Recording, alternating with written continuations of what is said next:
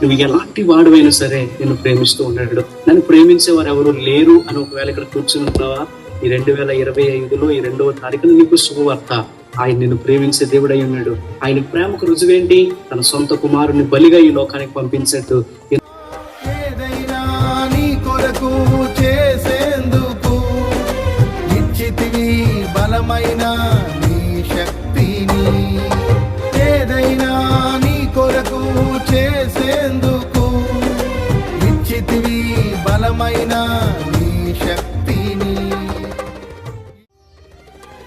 జనులకు దీవెనగా మార్చావని, జగతిలో సాక్షిగా ఉంచావని, ఉత్సాహగానమునే పాడనా, ఉత్సాహగా